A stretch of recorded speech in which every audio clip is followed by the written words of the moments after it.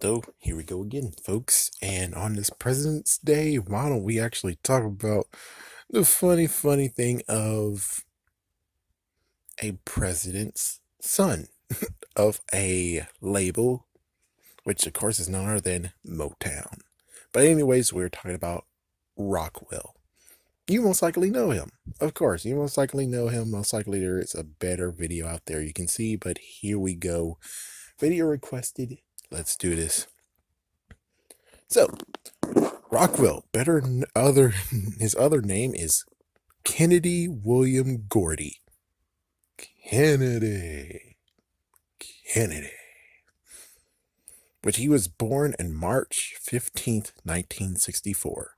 Of course, like it says, you actually most likely better known him as Rockwell.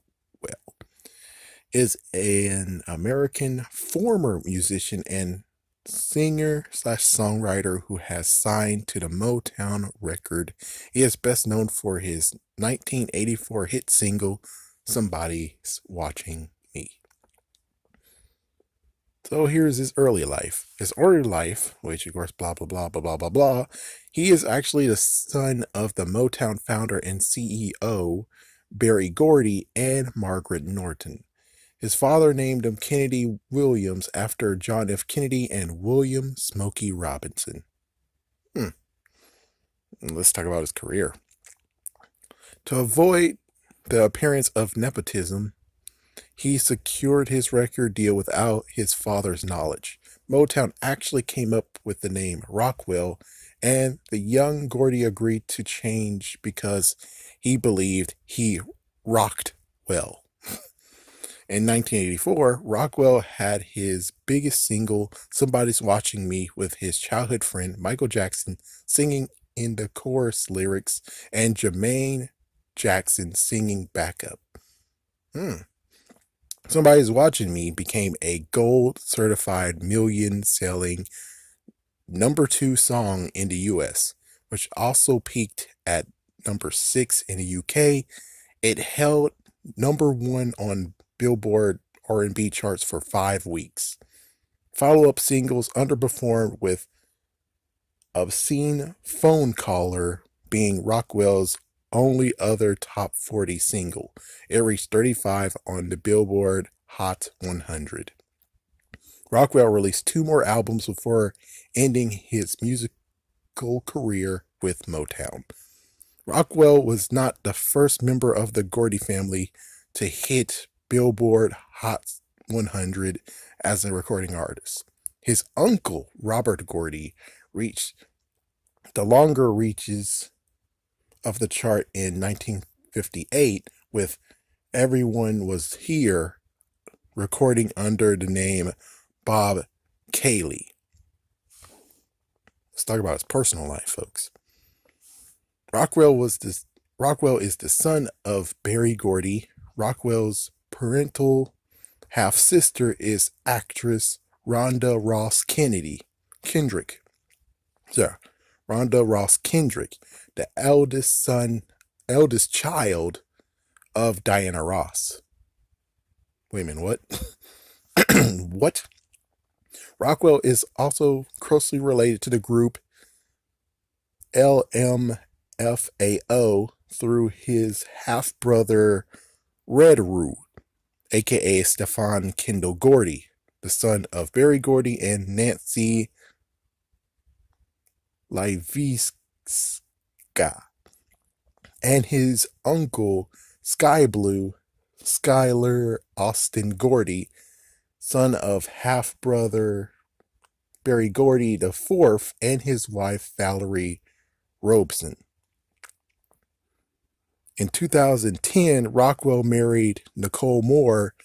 In 2013, he filed for divorce. The couple have no children together. Dang.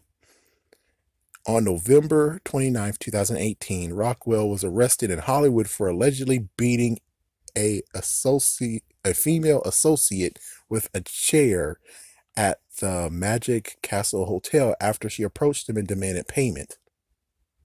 Payment of what, bitch? Rockwell was released from jail on December 1st, 2018 on a bail of $30,000. On January 7th, 2019, a woman who suffered multiple injuries from the attack and had undergone surgery to replace a broken arm filed a lawsuit against Rockwell in Los Angeles for personal injury, claiming damages exceeding $25,000.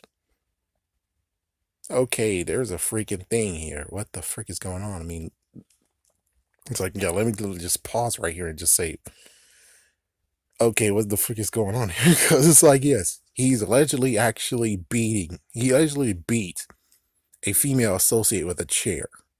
Okay. Payment from what, whore? It's like, sorry to be a jerk, but payment for what? Payment for what? It's like, there's something missing here. Payment for what?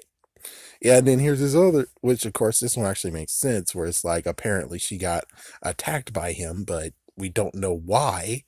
And she got a freaking broken arm from this whatever altercation. And she actually is trying to act. Yeah, she actually filed a lawsuit against her of $25,000. Okay, what's going on here? Romance, and you're gonna blackmail him or some kind of crap? It's like, yeah, it's like, man, he has maybe some messed up taste with women. And the interesting part is that when it comes to Nicole Moore, there's nothing here that says that he actually was abusive to her. So there's something missing here. It's like, yeah, there's something missing here that deserves to actually have a little bit of a dive into it. So I don't know. Should I actually go for it? Well, he didn't have anything to note it, so we're just going to continue on. Anyways, here is the discography.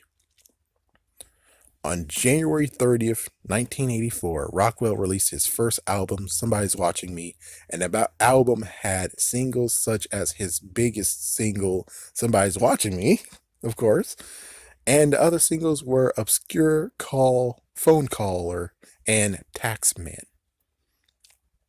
Then we go close to a year later, on January 15th, 1985, Rockwell released his second album, Captured, and the album had the singles such as Pinking Tom and He's a Cobra. And the single Pinking Tom was featured on the soundtrack of the movie The Last Dragon. What the hell's The Last Dragon? And then finally in 1986, Rockwell released his final album, The Genie, and the album failed to chart on the Billboard charts, and the album had only one single, Carme. Yeah, let me just check over here on this one. The good news is that it charted only once, and it made it on US R&B for 59. It was number 59, so it did underperform extremely. But it's kind of funny that the first one, it charted all around. The second one on the US, it actually charted on 120. As for R&B, it made it to number 52. And the last one, he just only made it to R&B, which this is where he just threw in the towel and said, I quit. One thing that you don't know that's not denoted here is that in 2010, Geico actually approached him and said, hey, we want to do a remix. Will you allow us to do it? And he said yes. So in 2010, Geico actually used Somebody's Watching Me with a remix, and none other, this is kind of funny, is that none other than they decided to do a promotion not only on TV with The Money with the Eyes, maybe you remember that, but he also got the guy from Numa Numa, which this might actually be the very first one, very first time where it was an actual paid advertisement. And the Numa Numa guy actually did a new version of what he did with the Numa Numa song, but with Somebody's Watching Me, the Geico remix. And if you were lucky enough, you're actually able to download it online. Is the link here today? No. But if you're one of the lucky few, or many, who actually was in 2010, you actually were able to download the song for free. So yeah, if you know, and sadly, that video is lost in the text of time, because you're able to find his first video. Yes, definitely. But I think since then, he actually deleted his YouTube account. allegedly, and you can't find that video of him doing that one. So it was an advertising bust, supposedly, but he did get paid, and he might have actually have been maybe the first YouTuber that actually got payment to do an advertisement on his video. He might have been one of the first. So there you go. That's all that had to be said. There's nothing else on this script of mine, so we'll just end it here, even though kind of sort of want to actually see what happened with the whole altercation. But yeah, I'm not paid for it like this, and I'm not really a private eye, because if I was a private eye, there was two things that I could have saved and tried to fix, and I failed. So, well, we'll see what's going to happen the last time, which, of course, coming up next week, the final week, we'll get to see Rick in effect.